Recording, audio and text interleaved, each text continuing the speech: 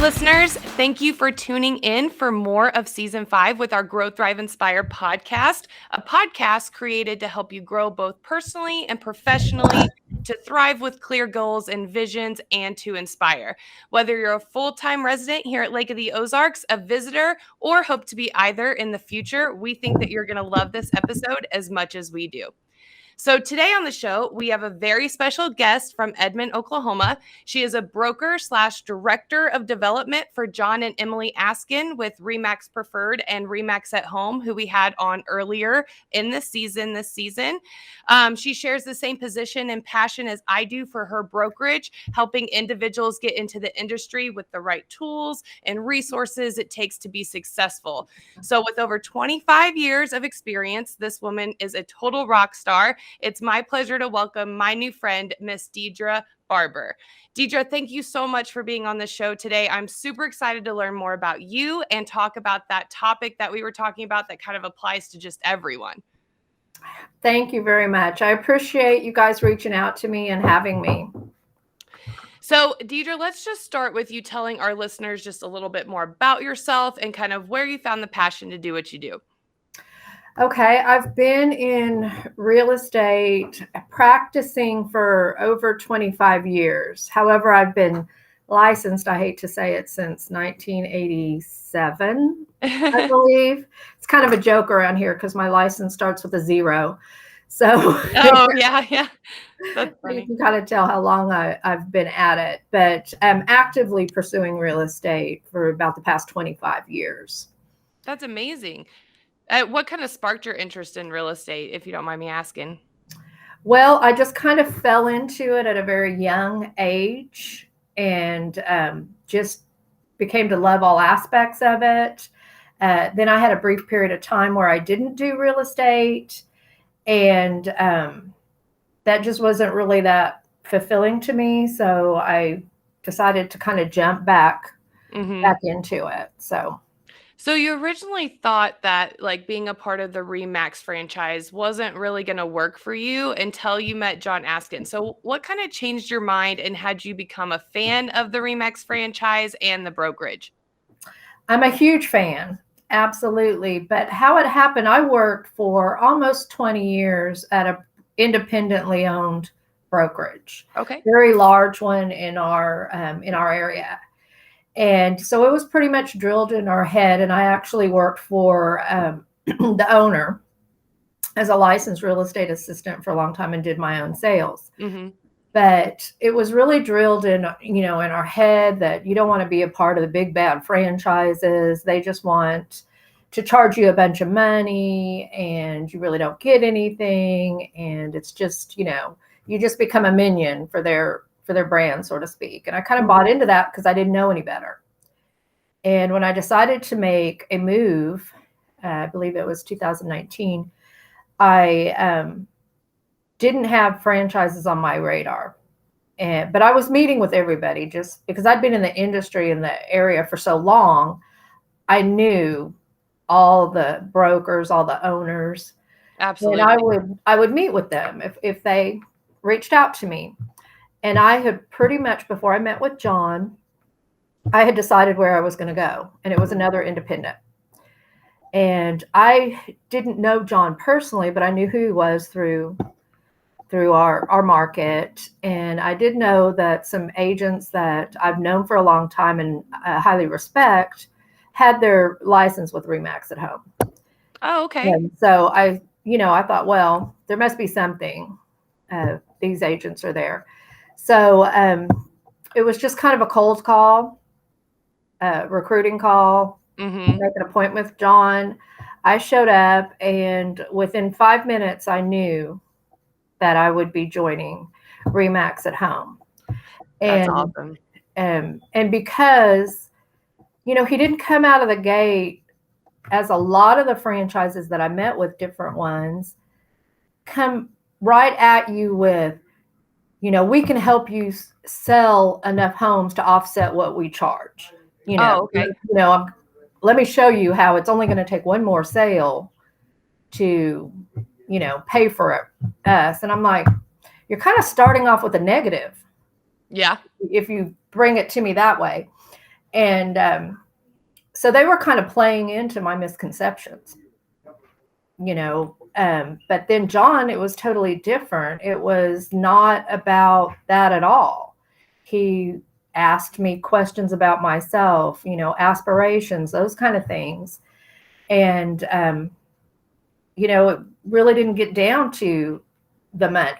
And I just felt very comfortable talking to him. He was genuine, and you knew that he was not all about money, Yeah. getting numbers. And that philosophy resonated with me because it's never been about the money to me in any endeavor that I've done. Well, especially with that many years of experience, I'm sure that it was more about, the tools, the resources, different ways that you yourself wanted to get to your goals and building your business. And I remember when I met John too for the first time, and he is very much that person. Let me help you. Let me, do anything that I can for you. And I just love that backstory. That's so cool. Yeah. And so I've been here ever since, but it was not on the radar to become a broker or a director of development. Well, I'm glad that you said that. That's what I wanted to try to transition to next is, your story about transitioning from that agent role to your director of development role. I know that you had stated that you feel like, your niche is now training and making sure your agents have the tools and resources that they need to be successful. So what does that all entail for you? Well, when I was an agent, because I'd been in the business for so long, a lot of agents would reach out to me asking broker questions Mm-hmm. or asking questions on how to get their business going and those sort of things. So I was kind of facilitating that role to some people. And I would constantly have to say, I'm not a broker. I can't answer that question for you. But if we want to talk hypothetically, Right. this is what I would do in this situation if it were me. So I was kind of fielding that, and people gravitated to me to ask me those questions. I think for one, I was approachable. I didn't make them feel like they were asking something silly. And I was always willing to help any agent that came to me. Mm-hmm. So, I think that was always a part of my being anyway, to be training and teaching. Mm-hmm. Well, and that gets me really excited too. Just in the, few conversations that I've got to have with you too, Deidre, you are very approachable and easy to talk to. And that brings me to, our topic today of kind of that conversations and conflict, which I know you have a ton of experience with. I think it's a great topic that truly really applies to anyone, even outside of like the real estate business. I mean, you could apply different aspects of conversations and tactics to help, ease certain situations through difficult conversations. So, just to expand, what are your kind of initial thoughts about having hard conversations with clients?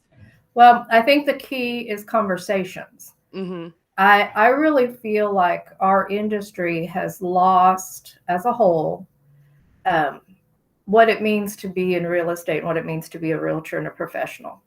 I do too. And we are not having conversations with our clients. We don't meet with them face to face a lot of times, Mm-hmm. as much as we should. We're not sitting down and having the conversations to establish expectations. Absolutely. And those expectations aren't established, and they don't really know what you're doing for them, and you don't know what they want out of the experience and the transaction, then you're going to have conflict. And you're going to have conflict between you and your client.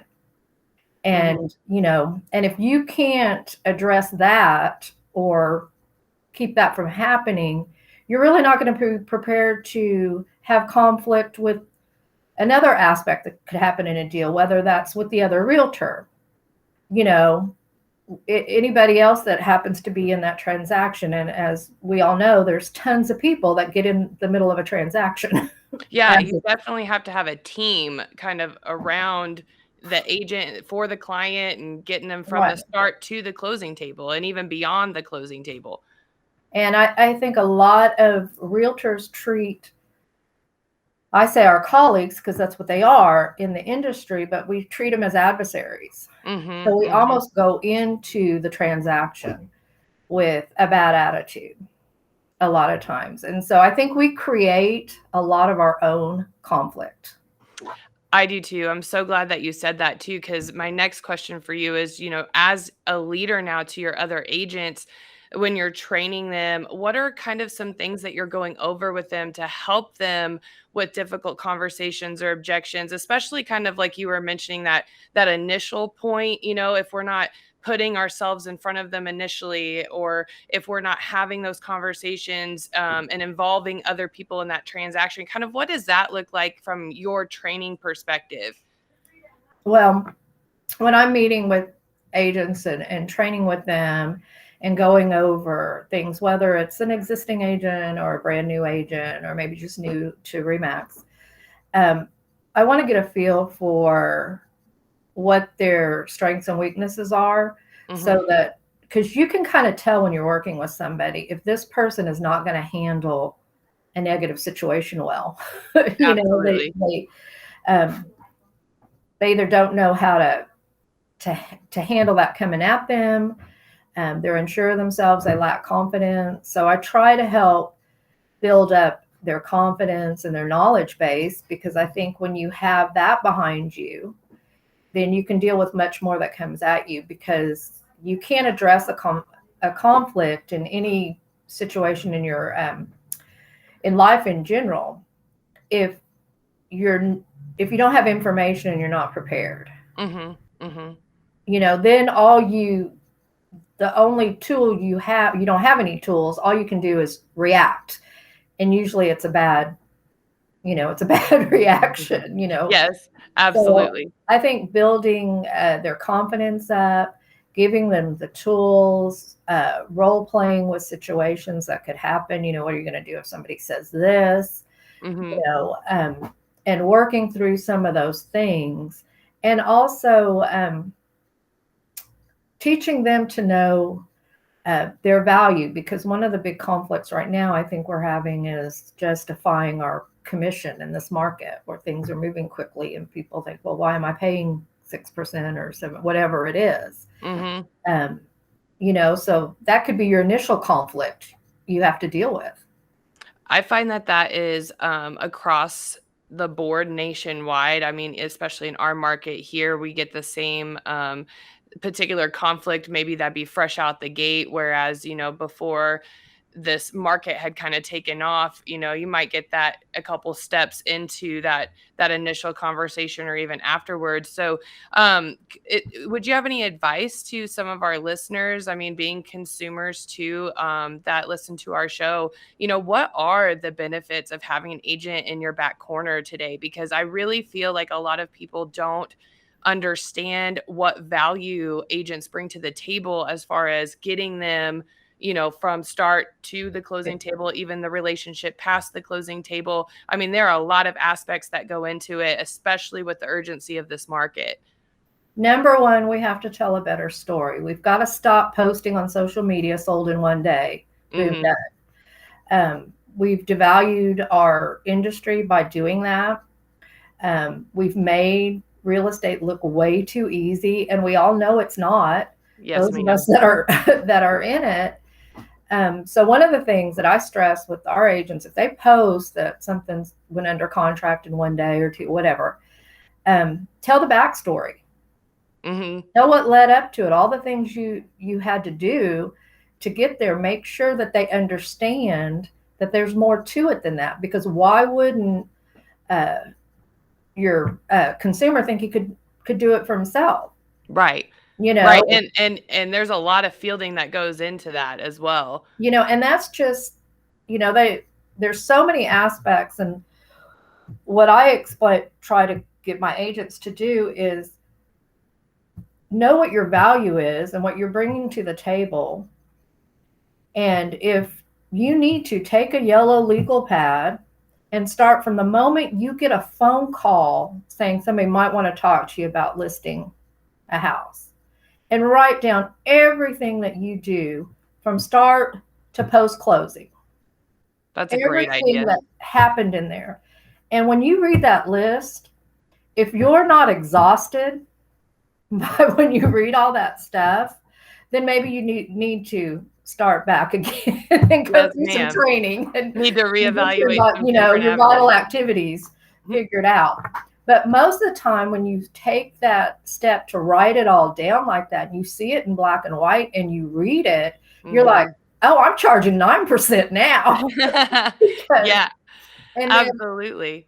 I also, when my agents are wanting to have that conversation or say they ask me to cut commission, their initial response is, how can I make that work for me? Okay, I'm going to get the sale on the buy side, so they justify it. Yep, Well, I they tell them to do. stop. What you need to do is, this is how we make a living. Most of us, this is how we make a living. There's some of us that luckily don't have to work or don't have to support a family, and maybe it's a side gig. Okay. But most of us, we're trying to make a living. We're trying to support our family, put kids through college, that sort of thing. And be full-time professionals. Right. Absolutely. Yeah. And so I tell people, if you're doing a 6% commission and you cut it 1% and you're splitting that down the middle, now you've cut 0.5%. That's 17% of your income, right? Correct. Why don't you ask that seller, Mr. Mrs. Seller, what do you do for a living? You have well, if your boss came to you today and said, I want you to do exactly what you're doing in your job, and things are getting a little crazy right now in our business, so you're probably going to have to do more to equate it to what we're going through right now as realtors. But I'm going to pay you 17% less. Wow. To do Yeah. it. That's powerful. It's a powerful point. I mean, when you think about it like that, they're not going to be okay with that. No. They're not going to roll over that and say, oh, that sounds great. Thank you so much. Well, and we hear oftentimes too a lot of arguments or noise around, some consumers out there, saying, "Oh, well, I don't need an agent. I can do it all myself." But again, circling back, how tough is that right now, Diedra, in your opinion, to maybe be a for sale by owner or something, trying to navigate this, through themselves? Well, I have an example of an offer that came in on a small property, had 29 offers. It sold the first week and it was on the market, but it had 29 offers, and having to go through and, for one, do your cost estimate and look at all of them and see what all the different idiosyncrasies are to each offer. As realtors, we know what kind of agent that agent is on the other side. We have that knowledge. We can talk to, and we can, an individual, they don't know if they get a poorly written contract or not. Absolutely. So, and that kind of, if you get a poorly written contract from another realtor, that kind of gives you an indication of what that transaction is going to look like going forward. Well, if you're not paying attention. I'm sorry. I was going to say, to me, it goes down to even some small things. I've also heard some stories about, like something as little as inventory being left on the table. I mean, we talk all the time about money being left on the table. That's a big benefit with strategy and communication that agents bring to the table for their clients. But, it could be something as, where we live in our market, a doc, slip not being included or something, if they're not paying attention. I mean, there are a lot of idiosyncrasies that go into that, which I know, but I often think about those small things too that get missed. Well, yes, and there's just so much that goes into it. But like I said, if we would take the time to write down what we do, and maybe you even break down that list into, when I'm looking at offers for you, these are the things I'm looking for that will make a difference that the average person wouldn't know to think about. And are you getting these documentations on the HOA and all these things? Absolutely. that we will make sure that you have, so that you can speak to that and say, because I don't know, like here you don't, as a for sale by owner, unless you are requested a property condition disclosure, a for sale by owner doesn't have to fill one out. Yep. That's a great example. So one of the things I try to teach our agents is when you're going after those for sale by owners, have that initial conversation and then maybe ask them, did you realize if they ask you for a disclosure, and then drop one off. Mm-hmm. I mean, it's something that they can pull off of our real estate commission site, just, you know, Right, but it's always something of value to think about. right. You're giving them something of value. You're not asking for the listing, but they're going to remember that you did that, and and you can be the one to tell them, did you realize that if a buyer asks for this disclosure, you have to provide it for them? Mm-hmm.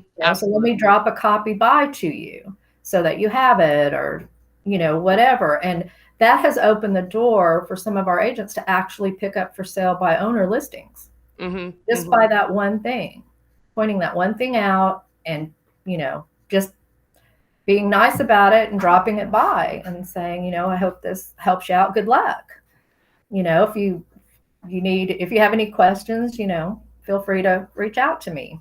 I love it. That's such good advice, Deidre. I have a few more questions for you. So, Okay. looking back at some difficult conversations that you've had in your history, did you know ahead of time that like most were going to be hard conversations? And if so, how did you kind of prepare ahead of time for those?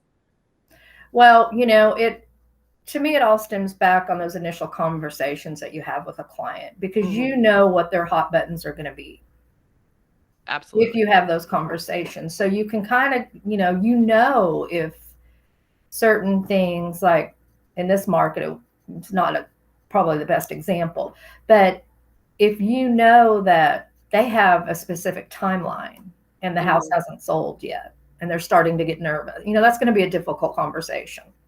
Right. You Absolutely. know, things like that. But I think if you pay attention to your clients and you really have those conversations, you're going to know when tough conversations are going to happen or need to happen, because sometimes those conversations need to start with us, Hmm. Hmm.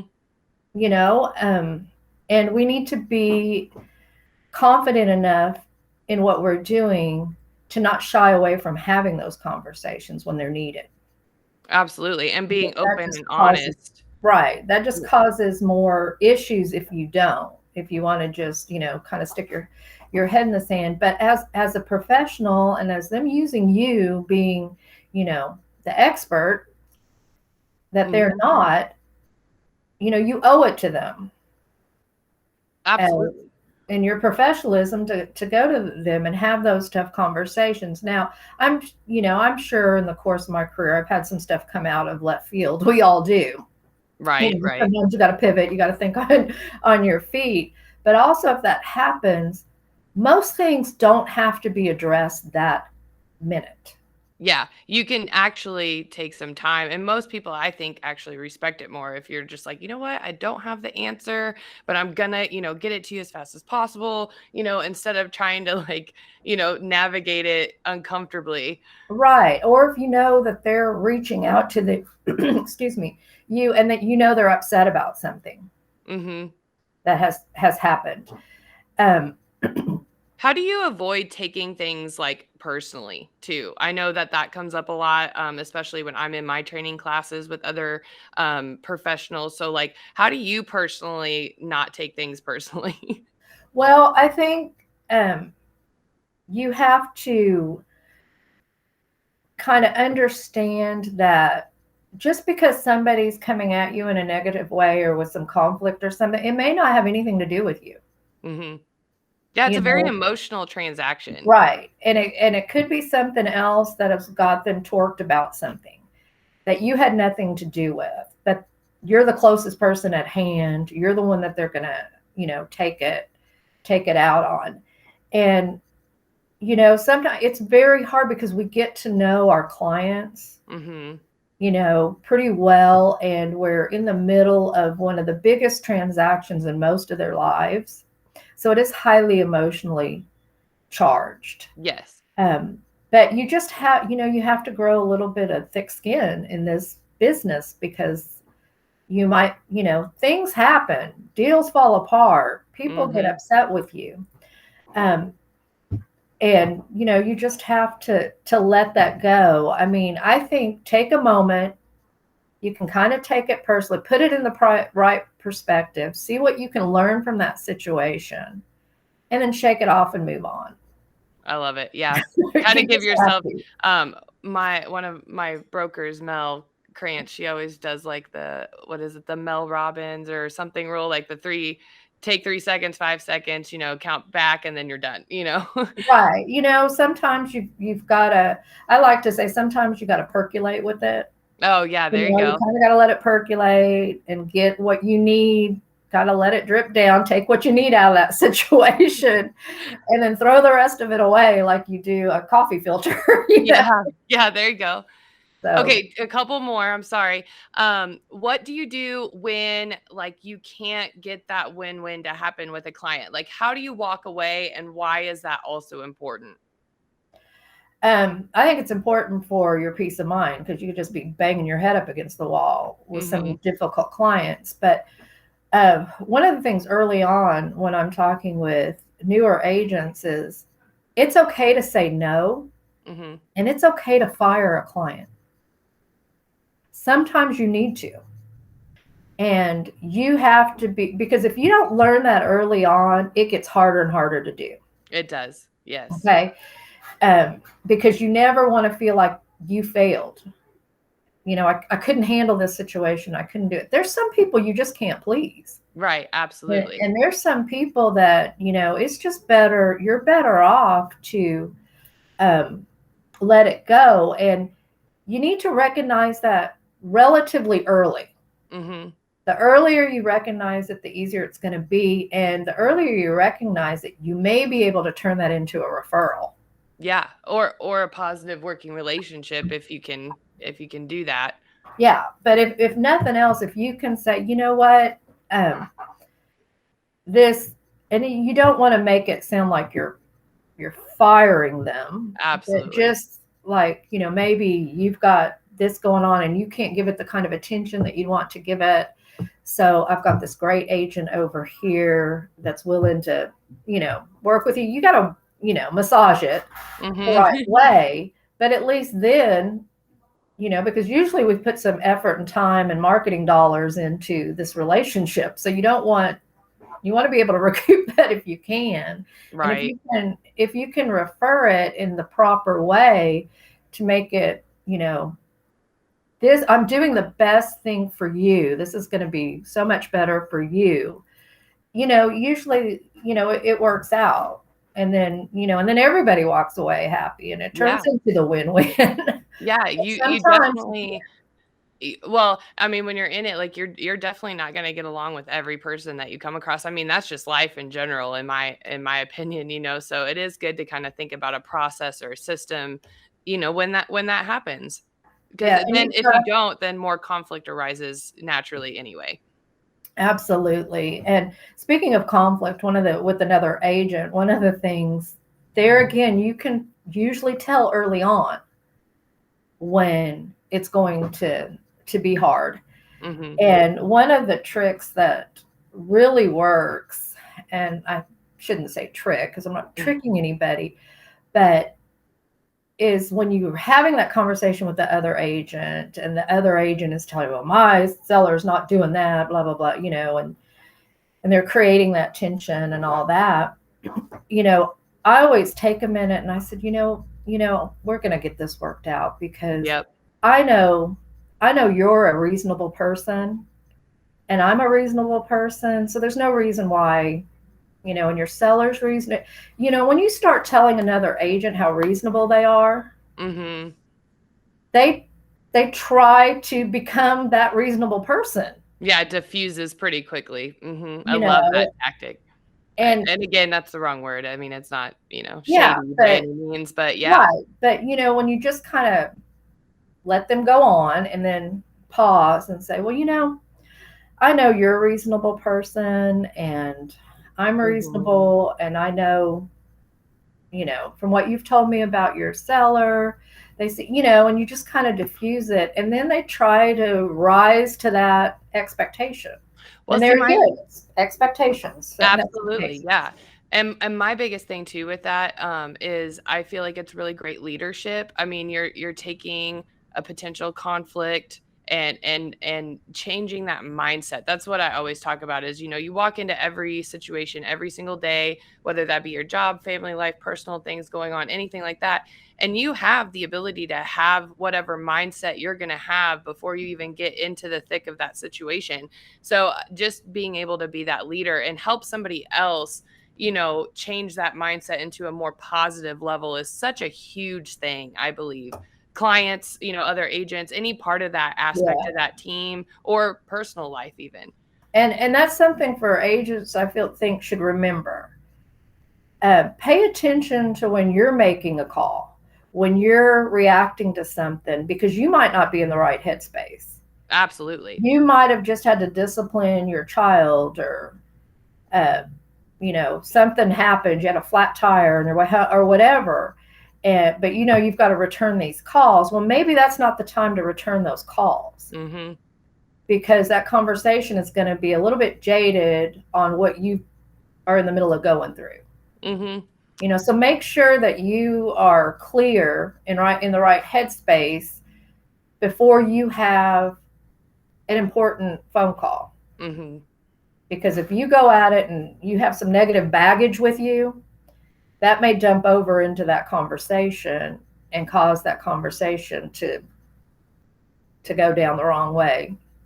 Again, getting back to your let it percolate for a second. I love that. I'm going to keep using that.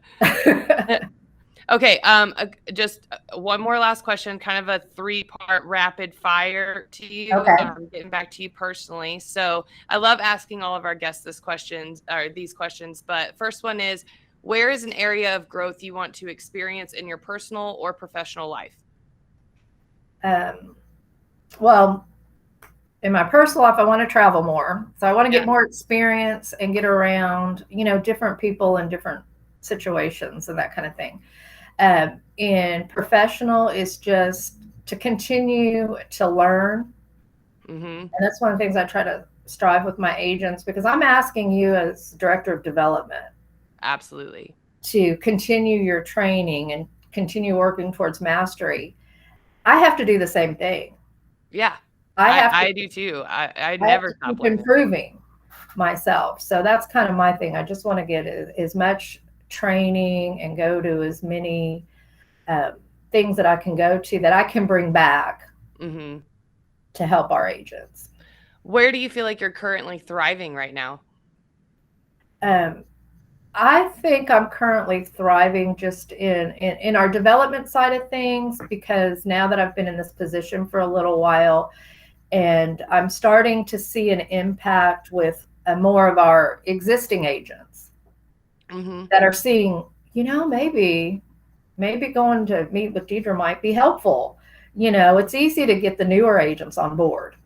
I love that. That's probably one of my favorite aspects of the same position that we share is reaching people that are in that more experienced category and helping them think of things and challenging them a little bit differently for their business, and then it works and then they're just so excited. I love that. Right. Yes, exactly. All right, last one. What inspires you, Deidre? What inspires me? Helping people, I love it. mentoring people. I just finished 5 years of volunteering with my church's youth group with high school girls. I've retired for that because I think I've aged out of it because I try to do all the activities with them, and Right. it's starting to take a whole lot longer to recover. Yeah. Um, but just being a mentor and seeing people grow, watching, helping plant the seeds for them Hmm. and watching them harvest down the road, and the excitement that inspires them to see, what they've done Hmm. is, is very gratifying to me. Yeah, me too. I love it. Well, Growth, Thrive, Inspire listeners, we could not be more thankful to Diedra for discussing this important topic and bringing more value and advice and just overcoming situations such as these. It's such valuable information. So be sure to share it with those who, you're trying to inspire or trying to motivate. You can connect with Diedra at www.diedrabarber.com or on Facebook at Diedra Barber Realtor. That's at symbol Diedra Barber Realtor. We have more episodes coming, so be sure to tune back in on Wednesdays and like and subscribe to our channels. We are on Facebook, Instagram, YouTube, Spotify, iTunes, and also locally on 89.3 Key FM radio in Osage Beach. And remember to always grow, thrive, and inspire, and we'll catch you next time.